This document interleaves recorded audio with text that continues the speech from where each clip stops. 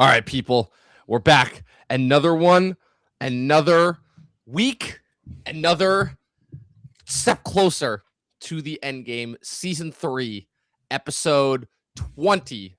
The man behind the curtain, very aptly titled with its more than obvious comparisons to the Wizard of Oz. I find it very telling, very timely that we got this episode right when only like not even a month after Wicked came out is when we got this episode. And man, oh man, oh, we got a good one. This is finally the long-awaited origin backstory of Benjamin Linus. And Luke, it's the perfect continuation of what's it called? Of last week's episode, The Brig, where last week was all about Locke trying to pass yet another test in order to show that he is like kind of worthy, not necessarily in the island's eyes, but more so Ben's very, very flawed eyes. Now we get Ben's backstory. And oh boy, so what did you think after finally learning the origin of Benjamin Linus? Well, it just answers a lot of questions, like Lost does. People always say, "Oh, Lost didn't answer anything." Like as we've seen throughout these 3 seasons, they answered plenty. Like you just gotta pay attention, and this was very much so showing us why Ben is the way he is, because he once again he had a terrible dad, which shocker. The defining trope of Lost. Real quick. I just realized I was going to do a comparison, but you didn't recognize Ben's dad, did you? You probably wouldn't because you haven't seen White Lotus yet. But for anybody who has seen White Lotus, who's a fan, Ben's dad, what's it called? I forget his first name. Ben's dad, Linus the Senior, I can't remember his first name off the top of my head right now, is played by one John Grease, aka Greg from the White Lotus. So for any White Lotus fans out there, it's a nice little Easter egg tidbit. And another fun casting bit, which you can examine this one if yourself. The fun fact, the actress who plays Ben's mom, who gives birth to him in the opening scene, is Michael Emerson, the actor who plays Ben's own wife, Carrie Preston. So a random coincidence, but do with that what you will. But yeah, it shows us that Ben is not of the island, which we kind of suspected. He claims to have been on the island, but there was always something about him that he wasn't quite like the others. Almost like he's a liar by trade. Oh yeah, he's a master manipulator with just a really terrible childhood, which is a great combination for any villain to have. So, and yeah, we got his backstory, and of course, all the island plots are very much headed towards some big collision. Yes, yet another collision, as Lost is known for. Explosion, as Lost is known for in its finales. The thing about this episode, and why I'm so glad that they saved it towards the end, is that Benjamin Linus is a character who we've spent a lot of time with, contrary to the writer's original plan, because as we know, Michael Emerson was only supposed to be in 3 episodes and then proved to be yet another character that impressed the creators beyond belief, so he ended up becoming a series mainstay for the rest of the show. As is introduced as this subtle, manipulative, cunning character who clearly had a lot more going for him than we initially thought. But what I like about this season, that this season primarily has done, is even though it is still positioned Ben as the overall big bad, it is still, once again, constantly reminding us, okay, Ben is still a human being. Ben is still heavily flawed, and Ben has a reason for why he has made the choices that he makes. And now, also, we understand through Richard intervening in Ben's attempts to humiliate Locke last week, that Ben does not necessarily have the respect of everybody on the island. We kind of already had, and maybe by default as well, the island itself. We kind of already got an indication of that in The Man from Tallahassee, a very, very important episode for both this season and the show as a whole, when it showed that Ben was still wheelchair-bound after recovering from Jack's operation of removing his tumor. Hell, the fact that the tumor was even growing in the first place was already kind of an indication that the island was not necessarily satisfied with Ben. Yet, Ben continues to show that he is somebody who has an innate understanding of the island much more so than anybody else. For example, when John confronts him about wanting to be taken to see Jacob, Ben is having to pull this very, very impressive master act of being the only one who at least knows where Jacob is, not necessarily the one who knows about Jacob, because there are a couple of others in this episode, Tom, Mikhail, who show indication that they know who Jacob is. But also, Ben is constantly having to fight back the accusations from Locke that he is not who he claims he is. He is not this all-knowing sage who knows everything about the island, that he's a fraud, which is something that Locke has been accusing him of really since they first reunited back in Man from Tallahassee. So it's a very, very, very tight balancing act that Ben has to pull, because A, not everything that Locke is accusing him of is necessarily wrong, but B, there is a very, very specific reason as to why he maintains this tightrope walk. And shocker, it all ties into his backstory with, again, the accusations of the flashbacks this season, as we all know, with the returning characters, is that they have been slightly tedious. They are not necessarily giving us anything new. We're kind of sick of them. We're ready to move on, with the exception of a few. Locke's backstory in Man from Tallahassee, Claire's backstory in Part Avian, confirming her and Jack are siblings. Also, what they're going to do with Charlie's backstory in next week as kind of the beginning of his swan song as well, is rather interesting. Desmond and Juliet's flashbacks as the new characters. But this is one that really, really takes the cake, because it's once again a classic scenario of, the villain had a shitty childhood. But what I like is that this is the first instance where it shows how, even though, yes, Ben really kind of had nothing going for him as a kid, the actions with which he takes do not necessarily reflect, I think, on his actions that he takes do not necessarily reflect on that,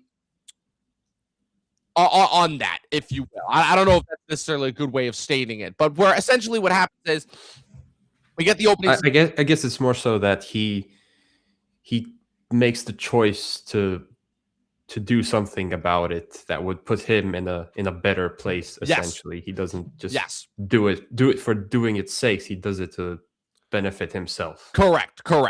Thank you. That's what I was going for. And that he is somebody who, no matter what he has going against him, is always trying to see the advantage in something going for him. You know, he's always able to kind of see the angle. And you see that throughout every single frame of this episode. It goes back to the title as well, The Man Behind the Curtain, in reference to the Wizard of Oz. The fact that ultimately the Wizard of Oz himself, the great magical ruler of Oz, who's the gatekeeper of everything, is simply a fraud pretending to know everything, ultimately, which is both the kind of the undoing of both the original story and Wicked as well. You know, the fact that he is yet another con man, something that Lost loves to experiment around. And that is kind of exactly what Ben is doing here.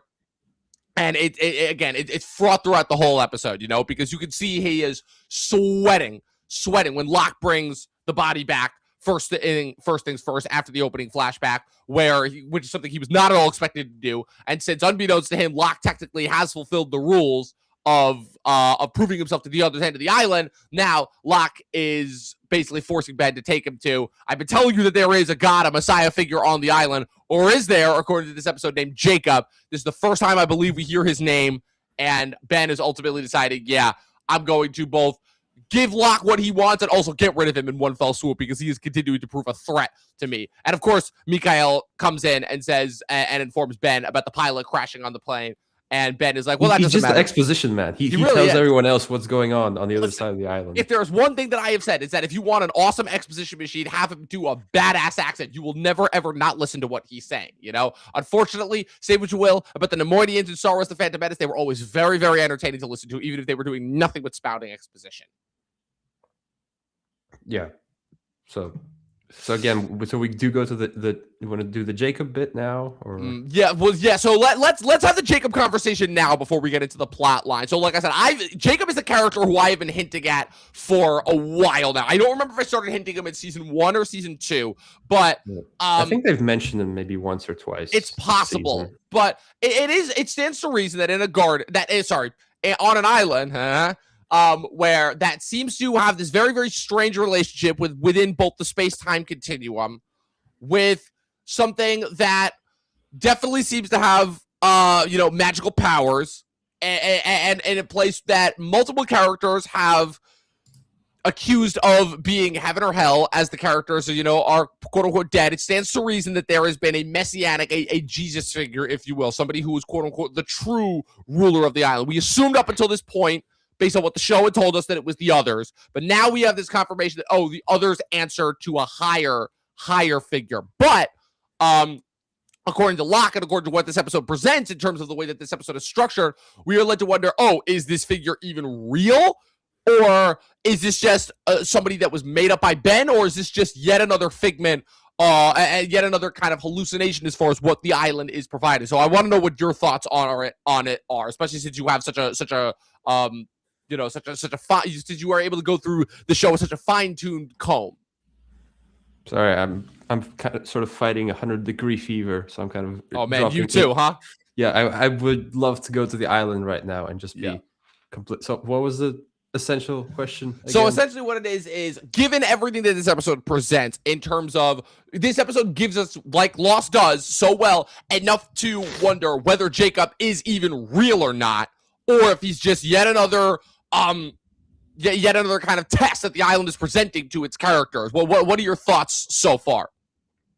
I think as it is often with Lost, it's always a bit of both, because they do show you like a bit of a tiny glimpse of him. It's like only a few frames, but he is there. And he's doing this invisible power of God thing. And the others are clearly like afraid of him, sort of. Yes. And Ben's the only one who answers to him. But Ben's the only one who's not an other. Yes, conveniently. A native of the island, although he does say that he's brought a lot of them here. So I'm not sure where to go from there. But this is clearly like this is going to be a season 4 thing, because we're just planting the main seeds in late season 3. So I think as the show goes on, the more metaphysical it gets. So I think it's a reasonable thing to think that there is some kind of Jesus man on this island. It's just a matter of, do you believe in him? It's maybe it's like a Last Crusade kind of thing, where you have to believe to see it, because Locke heard him. Locke heard him briefly, so maybe it's like a belief thing. So Yep. Now, granted, so I think what's telling kind of about kind of the realness, for lack of a better word, if you will, about Jacob, at least in this point of the show. Later on in the show, you'll see him in much more so physical form. And also, like I said, I've hinted at him too much. So obviously, he can't not be a real figure. But what I'll say about Jacob in terms of his usage in this point right now is once again, I love the storytelling in this show, how it is all a reflection of the characters. It is all a reflection of whoever is kind of the focus point of the show at this point. In this case, it's Ben's solo episode. So the whole kind of revolving around Jacob, the plot line revolving around him, is all based on whether you believe Ben or not, and obviously we know that Ben is probably the most untrustworthy character, and that Ben is only going to tell you something as far as how it serves him. So ultimately, the fact that once they reach Jacob's cabin, Locke sees Ben talking to an empty chair and immediately assumes, you're making this up, you're pulling my leg, there's nobody It's here. A great performance by Michael Emerson. Exactly, and Michael Emerson is giving a performance akin to what Joe Pantoliano does in The Sopranos when Tony confronts him about killing the horse, where I believe the note that Chase told him to play it is, play it as if you are somebody who did not do this, Play it like you are truly innocent, even though everybody and their mother, the audience, the characters in the show, everybody knows that you are guilty of doing this. And I think what's so telling about Michael Emerson's performance that's so brilliant here is the fact that you legitimately can't tell, at least for me in this instance, from how the performance that he's giving, if he actually can communicate with Jacob or not, if he actually, not that if he believes that Jacob's there or not, but if he's capable of communicating with him. Because as you'll find out later on, we know that Jacob is real. We know that Jacob is capable of communicating with other figures. We know that Jacob is capable of kind of selecting people, if you will. Once again, another test, another challenge. But, like I said, Ben is also a master liar and a master manipulator. And we know that the island doesn't react to him favorably. So the odds are better that Ben is actually not as close with Jacob as we are led to believe. But the fact that Ben's reaction is as telling as it is, when the island starts shaking, when Locke sees a fraction of him, when Locke hears him, and then when Ben does to Locke what he does at the end of the episode, that to me tells me everything, tells me more about him than anybody else. That I'm like, okay, above all else, this is a fragile, insecure character whose control over everybody else only extends by a thread, but he is willing to do whatever it takes in order to maintain his fragile threshold of power, including, the fact that, okay, he does legitimately believe, and also, when he realizes, oh my God, Locke actually heard this guy, something that I may or may not have never been able to do, that's a problem. regardless of what else has happened up until this point, he found a way to pass my humiliation ritual, which I thought was going to be the end of it. He has basically been anointed as the island's chosen from the moment he landed here, and now he is basically been heard by God himself on the island. Like, what do I do? And we'll get to what happens at the end of the episode once we finish the flashback conversation, because the flashback ties in very much so, where you get the opening scene of Ben's birth, and they do this very, very clever trick where they make you think that it's in the island, considering it's in a wooded area. But then it turns out Roger, that's his dad's name, Roger, after, his mom gives birth, Roger, his dad, when he runs out to try and get help, it turns out they're just, I don't even know where they are. They're like by the side of some empty, stranded road. And this couple pulls off to the side. They manage to, what's it called? They try to save the mom, but ultimately she dies in their arms, too much of a blood loss. They say later on multiple times that Ben was a premature birth, born at 7 months. Cut to later on, the same couple who pulled over to the side of the road and tried to help them. I believe the guy's name is Roger Goodspeed, played by Doug Hutchison. For guys who don't know him, he's the one who played the insane prison guard, the petty one in The Green Mile. The one who ends up getting touched by Michael Clark Duncan and ends up killing Sam Rockwell. That's him. So there's another Stephen King connection for you there. Recruits the Linuses to come and work on the island as part of the Dharma Initiative. But of course, when they get there, Roger, who is just complete, once again, shocker, terrible father, just completely inept, has just let his wife's death take control of his emotions. He's a drunk, blames it all on his son, consistently forgets the son's birthday, is basically tasked to work as a janitor. And Ben, who's grown up to be the classic, inert, introvert, nerd, glasses, heavy everything, is very, very much, he's being given the best education possible by the Dharma Initiative, but you could just tell that they're like, okay, this kid is a time bomb waiting to go off. All that he needs is just the right push, the right impetus, and then that comes in the form of, once he sees the Dharma Initiative defending themselves against the others, against the island's natives, and then after yet another terrible encounter with his dad, he runs off into the woods, and who does he meet? Richard. And I want to say this is about 30 years. Yeah, I was not hasn't convinced. aged a day. So now we get the other big reveal. Richard, not immortal, but yet another person that has been touched by the island and got by God in this place, has not aged a day. And what's funny is I'm like, oh man, you think he hasn't aged since the 70s when this takes place? Wait till you find out how old Richard actually is. So there's more to this. There's always more. I figured it was like okay, we're gonna try and make him look somewhat younger, but we're gonna do our best. But if that's that, then I wouldn't be surprised if that's what they were initially planning. But by this point in the show, with all the mysticism that's been announced, it's like, nah. Okay, that's interesting. Yeah, for the future of the show. Yes, so definitely. Yeah. It never ceases to amaze me how they're able to continue to add more and more mysteries this late in the show. So, like I said, Ben runs into Richard, and Richard doing what the others do, as always. They always present themselves as being like a very friendly force, even though we know them to be able to commit some absolutely heinous deeds. We know that there's been this conflict that is going back and forth between Dharma and the others for the longest time, and we knew up until this point that Dharma had been wiped out. But we didn't know how, and we didn't know what exactly had caused it. And that's another reason why this episode is important, not just for giving us Ben's backstory, but for making us understand that the reason why he leads the others, he's the one who initiated the purge of the Dharma. And it leads to one of the most baller ending scenes where, again, Ben basically having complained to Richard, being like, I don't want to go back. They're awful. I hate it there. And Richard's like, well, young one, there may be a way for you. There may be a way for you to come with us, but you have to do something for us, and you have to bide your time. So there's a lot of time it's a lot of time that they have to wait, but patient he is, because as we see years later, when Ben is now played by Michael Emerson, going on a routine inspection mission with his dad. What's it called? We see them conveniently driving the van as well that Hurley found, and Trisha Tanaka is dead.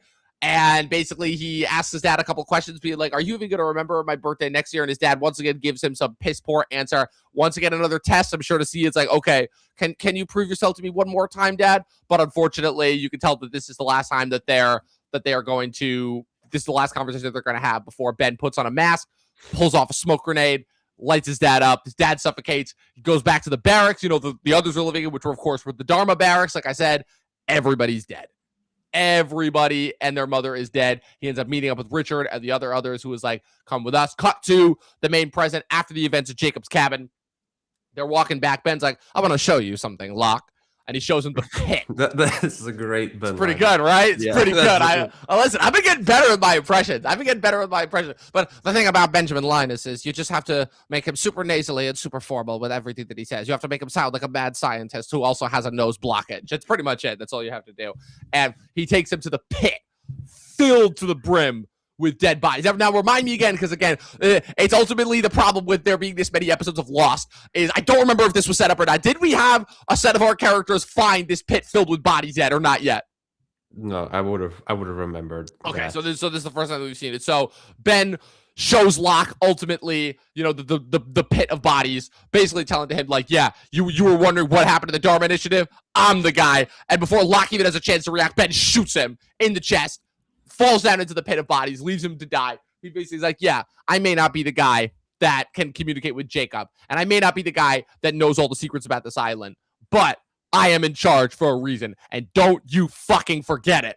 And after he and he's like, I'm paraphrasing a bit now, but he's basically like, you think you're going to come along and take everything that I have worked so hard to build?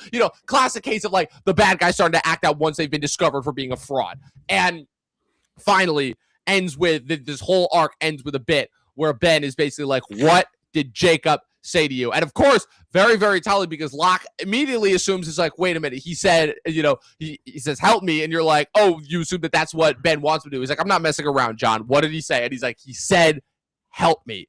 That's all he said. So lots of breakdown here. First of all, I mean, just this whole build up, this sequence in general, as showing is like, yeah, you were wondering why Ben's the man in charge. This is the reason why he is in charge. So what did you think of just this whole sequence here? Yeah, the build-up was really great, because Ben's like essentially spilling all his secrets to John. He's like, yes, I wasn't born here. These are my people, John. The Dharma Initiative. See, my Ben line is not as good as yours. I have to work on that. And then he shoots him, which I'm like, whoa, it's not time for that yet. So there's obviously more to that. And yeah, that final line that helped me. It's like, oh, okay, there's more to the Jacob and Ben relationship than we've seen in this initial first look. So we're excited to see how that develops. Obviously, the build up to the gunshot is very much like, oh, you're the island's favorite. I can't allow that, so I have to step in. And as for this pit, I guess it's some sort of Lazarus pit, because I don't think the island is done with John Locke yet, and we'll have to see what happens there. Yep. Well, listen, we know that the island loves Locke. Let me put it that way. The island loves Locke, and we know that Locke is devoted. So I think it's safe to assume at this point that, yeah, Locke is not done. Locke is not done, even by damn sight. If there's one thing that proves very, very humorous to the continuation of Locke and Ben's arc, it is that while Locke is protected by the island, Ben, as much as he tries to get rid of Locke, is unable to do anything in order to do that. So like I said, we are not done with Locke by damn sight. Meanwhile, back at the beach, we just have the third C plot, which, like I said, it is kind of funny how the majority of the A plot has really become like the C plot in comparison to all the rest of the cool stuff that's happening on the other side of the island, where essentially all we have is Sawyer trying to talk to Sayid after what he went through last week with the events of the Black Rock, and Sayid, and basically the big thing that comes from the beach plot line is basically the presence of Naomi being revealed to the rest of the beach survivors. Now that we know that the others have found out about him, the beach survivors know about them. Sayid, rightfully so, chews out Kate for telling Jack because she knew he was going to. Because he knew she was going to. And it ends. Sawyer plays the recording that Locke gave him for everybody, revealing Juliet as the double agent. Jack and Juliet walk up just at the right time. Naturally, everybody is tense, on edge. And Juliet, of course, diffuses the situation immediately. But she's like, flip the tape. Let's go. Like, hear it. It's like, I know that you're mad at me, but we don't have time for this. You got to hear this. And then they flip the tape. Immediate boom setup for the next week, where it's like where Ben being like, listen, I need you to mark the tents of all the women who may or may not be pregnant. We're going to be planning an assault within 3 days. So automatically we are being set up. So I mean, they haven't told us yet, but it's pretty obvious that it's like, okay, Jack clearly knew about Juliet being a double agent for Ben, and they were also clearly working together in order to ensure that they were actually setting a trap for Ben. So Juliet was a triple agent, quadruple agent. It's I get lost. You can't count. Yeah. She's in it for herself. Yes. And that's all that matters. Yes. She'll swap sides whenever it benefits her most. Yes. So yes, exactly. I'm sure there's at least one or two more jumps coming from her. Probably. But yeah, so like I said, it's the big thing that comes here is it's more so just the beach. I love how the beach storyline has kind of been relegated to now. Oh, they only get updated when they kind of need to, and they're on a need to know basis. Because I guess just because like the main trajectory of Lost is moving away, is still in the process of moving away from the beach. Especially after the Nikki and Paolo disaster, they were like, okay, we just want to stay away from there as much as humanly possible. But the problem is there's still the point in the show where they still need to acknowledge that that's a storyline, that's happening, especially considering that, the next phase in terms of, them potentially being rescued now has finally happened. So, but they spent the last 2 episodes, with the others, with Locke in bed, with this fantastic 2-hander, and now that we are getting into the final stretch, now the end game, the next end game, I guess you should say, begins. So, the thing about Lost up until this point is that the finale really happens in the episode leading up to the 2 or 3 part finale in this case. Like I said, the first season, they were building up to the raft, getting the raft off, and also a potential attack by the others when they thought that they were going to take Aaron, but that they ended up taking Walt. Season 2 is the build up to the crew's trek across, both the hatch exploding with John not pushing the button, and with Jack and Hurley and them's quest across the island to rescue Walt, which was actually a trap being laid by them. So that's all leading up to that. Now we have this multi-pronged attack front. Locke stuck in a pit with a hole in his chest. And the beach survivors have to prep for the upcoming assault that the others are planning in order to potentially kidnap all of the women. So all of the seeds are being now laid for the finale. It really, really impressive how, again, after ultimately a dud month, we are getting just straight banger after banger, and it's leading up to probably my favorite finale of the entire show, of all 6 of the finales, and they're all great. They're all bangers. They're all within some of the best. Through the Looking Glass, like I said, that's another set of episodes that I have been hyping up for a while now. And I'm even going to go so far as to say that with the exception of one episode that we're going to cover in season 4, I think you know which one. All Lost fans know it is being objective. It's the one that I know is like, that's the one everyone says is. I don't know what happens in it. Show. I just know it's the one that people. Let me put it this way: if you saw flashes before your eye, if you remember flashes before your eyes, the first Desmond flashback this season, you'll know what happens. It's like that episode, but on steroids, essentially. But Through the Looking Glass, the season 3 finale is very, very, very, very high in the Lost canon, if you will, for obvious reasons that you're going to see when we get there. So that was it. That was Man Behind the Curtain. Man, they just keep on coming. Before we get out of here, let's just quickly check back in with Carol in New Mexico with Pluribus, episode 7. A little bit of I forgot what kind of episodes you call this. It's kind of a meandering episode. It's not meandering. It's not that's not the word I would use. It's what okay, characters are needing to get to places. Vince was very, very good at this when he did this both twice in Breaking Bad and Better Call Saul. Breaking Bad, first in the episode where Jesse and Walt went on their 4-day cookout in the middle of the desert and ended up burning out the battery to the point where they had to improvise and prevent themselves from being trapped in the desert. And then Better Call Saul, when Saul is going to get the money in order to bail out Lalo in season 5 before he gets attacked before he gets attacked and is stranded in the desert and has to make his way back to New Mexico with Mike. So Gilligan is well known for doing this. He likes to, like I said, he likes to take his time. He likes to take a pause. He likes to, for lack of a better word, give the main characters a break from the main plot. And after such a gangbusters reveal as last week with the revelation that the hive mind is ultimately consuming dead human parts, and the revelation that Carol has possibly figured out a way to appeal to Manusos to come and meet her in New Mexico, once she basically it reveals to him that the others, that as long as he gives his explicit verbal consent, they can't help him, at least to a certain degree. And I like that in this episode, you essentially get Carol, now that she's essentially gotten a leg up over the hive mind, essentially just enjoying herself, or so she thinks, because as you discovered, there's only so much fun you can have in an isolated area when there's no one around before you eventually give in. And what I loved about the Carol parts of this episode is very, very much how reminiscent of a zombie apocalypse this was. Like, oh man, like just the silent, chilling streets. Her hitting the golf balls into the building. Her driving past a buffalo on the golf course. And I can tell that was a buffalo, not a bison. Also, I thought that was a pretty insane shot. I'm wondering if they actually brought on a real buffalo for that. before she inevitably kind of, just gives in and is like, please come back. Please, I'm lonely. And she's greeted by Zosha at the end and literally comes out and hugs her. And then that's also compounded with Manusos's journey, literally as he's driving up from Paraguay all the way up to New Mexico, and that's just a fun one where he's siphoning gas, he is leaving money, he's trying to get food wherever he can, he's refusing help from the hive mind whenever they try to help him, because as we know, you have to give your verbal consent in order for the hive mind to be able to help you. And it ultimately results in him being almost fatally injured after he goes into a very, very dangerous area of the gap in order to cross that he's warned about by the hive mind, before ultimately getting himself impaled on a very poisonous tree, and he is ultimately saved by the hive mind. I didn't know trees with spikes like that. I don't know either. I was like, first time I've seen those. I thought that was like a hint towards something greater happening within the universe, like the hive mind and the virus is infecting the wildlife as well. But no, I guess it's just a real painful tree. It has to cauterize the wounds as well.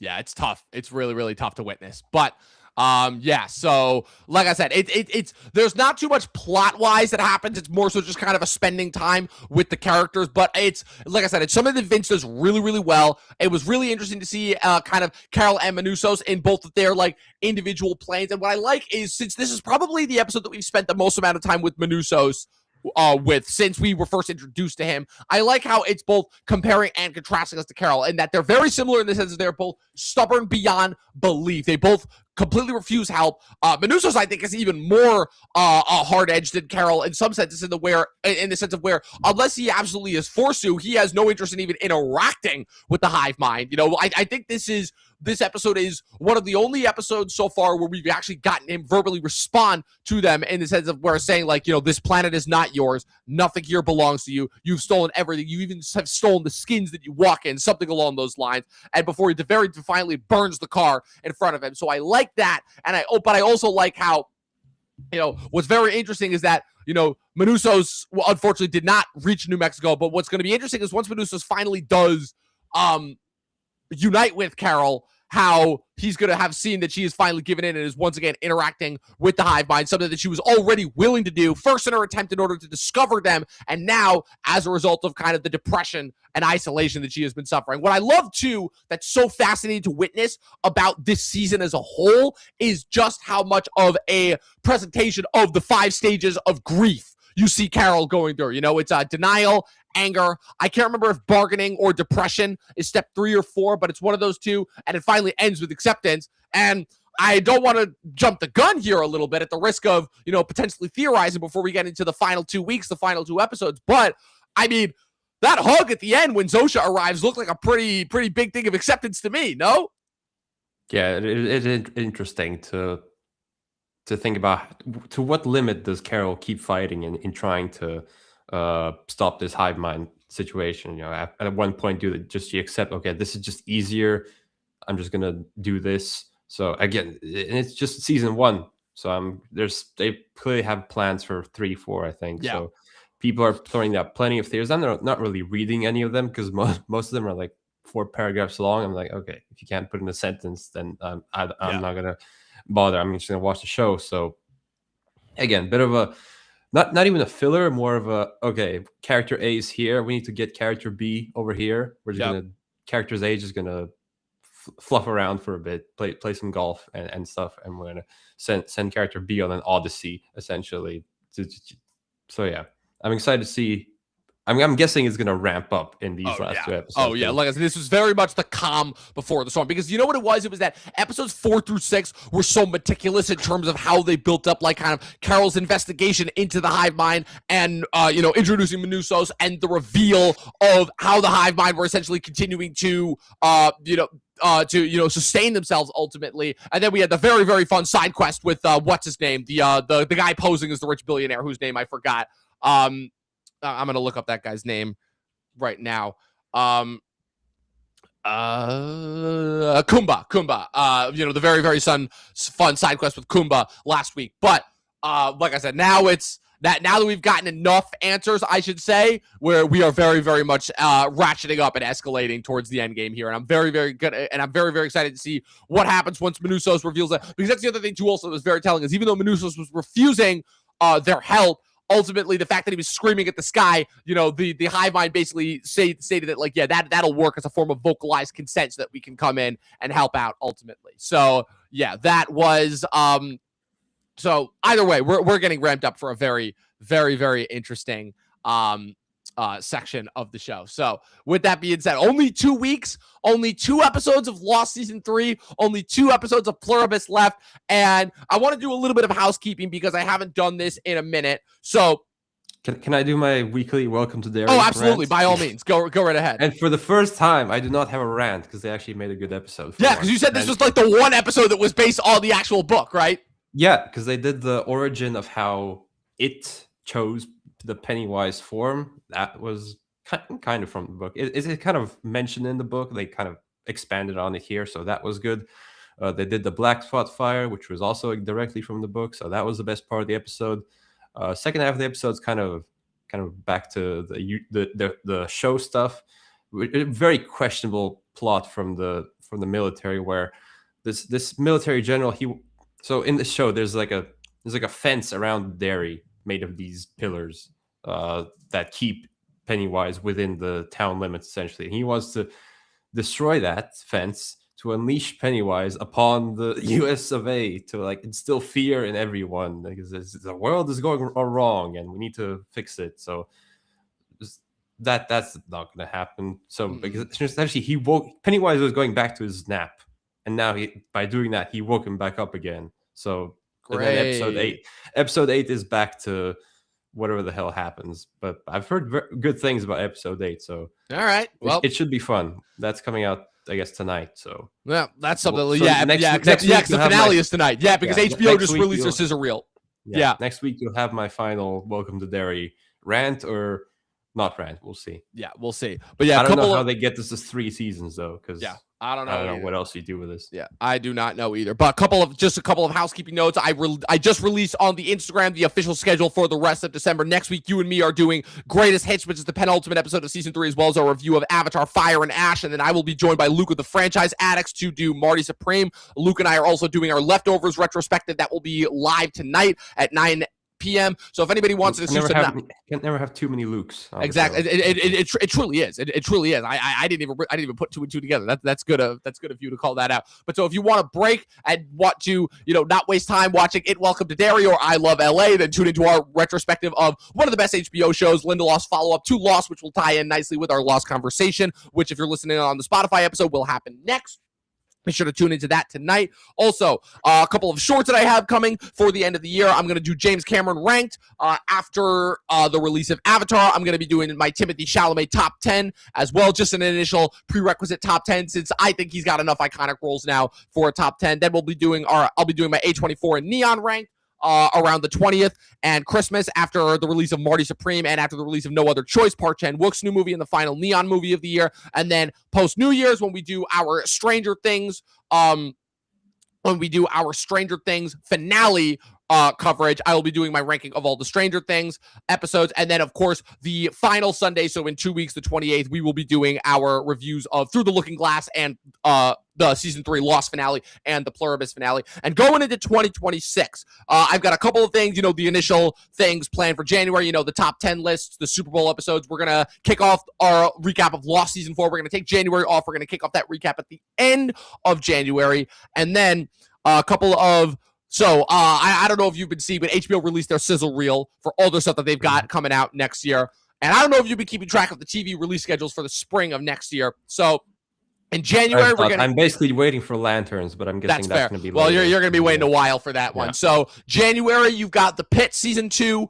Definitely. Yeah, Industry season 4 and A Night of the Seven Kingdoms. February, you're going to have Monarch dropping. We also got a release date of Your Friends and Neighbors with the big ones that we know. So none of these shows, except for 2 of them, have release dates. But we got confirmation that Invincible season 4, Daredevil Born Again season 2, The Boys final season, and Euphoria season 3 will all be airing seasons around the same time between March and April of next year. So I just wanted to let you guys know in terms of if you like our recaps that we've been doing of Pluribus in conjunction with Lost, those will be continuing next year as well in those forms. Maybe for sake of fun and the show, I might watch Euphoria finally. So I highly recommend it. I highly recommend it. Just because I just need to see your reaction to a remake of an Israeli show that has done, I think, more harm in terms of the over-sexualization of teenagers who are not even played by teenagers, so not even teenagers all the way back in season 1,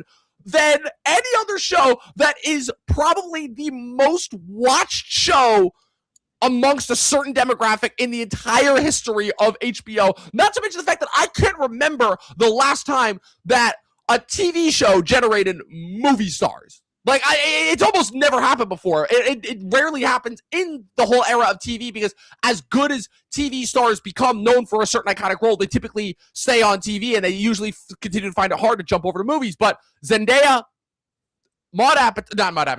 Zendaya, Sydney Sweeney, Hunter Schafer, Jacob Elordi, not so much Alexa Demi, Storm Reed, Coleman Domingo, all broke out as a result of this show. I mean, Zendaya was already a household name because of the Disney Channel stuff, but like this was kind of the next stage in the evolution of her stardom. And the trailer for this upcoming season looks absolutely wild. After season 3 was delayed because of both first COVID and then the strikes, Sam Levinson, the writer-creator of the show, decided to make the executive decision to have this season take place 5 years after all the characters have graduated high school. So we have a 5-year time jump in since the events of the last season, which are ultimately meaningless. We've also had, unfortunately, one of the cast members has died. That being Angus Cloud.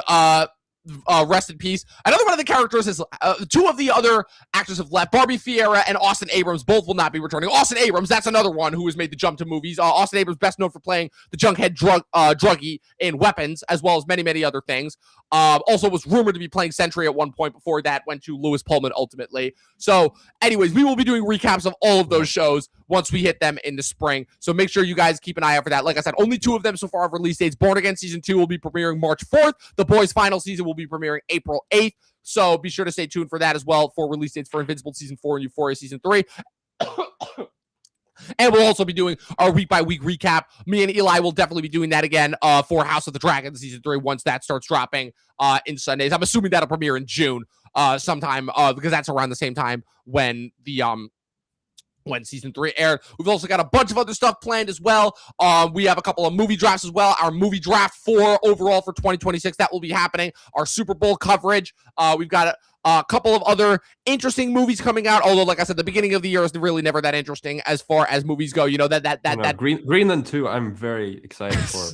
Listen, I've been hearing good things. I've been hearing good things about 28 Years Later, The Bone Temple. So if that's as good as people are claiming that is, we might have to do a solo review of that. But yeah, for the most part, typical standard, our top 10 movies, our Oscar nominations predictions. You and I are going to talk about our anticipated TV shows of 26 when we also do our Lost Season 4 premiere at the 2026 movie draft. Like I said, a couple of other interesting ones. Send Help and the Charlie XCX movie, The Moment, are premiering at the end of January.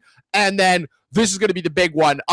Valentine's Day weekend in February, we have the premiering of Emerald Fennell's Wuthering Heights, the animated goat movie about which stars Caleb McLaughlin, Lucas from Stranger Things. It's an animated goat trying to become a basketball star. Crime 101 starring Chris Hemsworth and Mark Ruffalo. Good Luck, Have Fun, Don't Die. Gore Verbinski's first movie in almost a decade, starring Sam Rockwell as a guy who time travels back to the past in order to ground up a group of people to fight an incoming AI takeover. Basically pitched as modern-day Terminator, but without the Terminator. And then Nirvana, the band, the show, the movie, which premiered at TIFF, and that will be wide release as well. So that will be a very, it's going to be an interesting first 2 months of the year, to say the least. But that's just a little bit of housekeeping in terms of what people can expect and what people can look forward to in terms of what we have coming up after the month of December. But in the meantime, Luke, where can the good people follow you on the interwebs? They can follow me at Luke Reviews on YouTube. I have just seen that we get Marty Supreme on the 23rd of January. So that will be that will be the mark that I say, okay, I've seen enough movies. It's time to make the top 10. So God forbid that they actually actually get you Marty Supreme like when it actually opens. Yeah, it's just a month late. I don't know how these things work, man. Like, These freaking A24 international release rollouts. Kills me. you'd think like the budget's like 80 million. They Yeah, you would think. they could get the dates right. Yeah, and especially since it's being posited as like, the Chalamet star vehicle and be like, oh, this is going to be the movie that he wins his Oscar for. Supposedly, we'll see. I mean, he's going head to head with DiCaprio, who he's constantly said is his idol over and over again. But that doesn't feel like a DiCaprio win sort of role. yeah, it's going to be tricky. It's going to be really, really tricky, and especially with now that the voting bodies have seen The Secret Agent, Wagner Moura is getting a lot of praise. So I'm potentially foreseeing another Brendan Fraser situation here, if you will. But like I said, Luke, where can the good people follow you on the interwebs? On Look Reviews on YouTube. All right. And you guys can follow me with everything going on at Movie Nerd Reviews across all platforms, at Official Talkin' TV Podcast across all platforms. Be sure to like and subscribe this video. Be sure to check out your Talkin' TV merch in the merch store. Check it out. We have hats now. Also, we have so much stuff. We have hats. We have shirts. We have sweatpants. We have t-shirts. We have coffee mugs. Go check it out at the Talkin' TV merch store at the link in the bio. And be sure to tune in for these last 3 weeks of stuff that we have dropping on the channel. We will see you guys later. 12 seasons in a short film, and watch more fucking movies and get lost. We'll see you guys next time.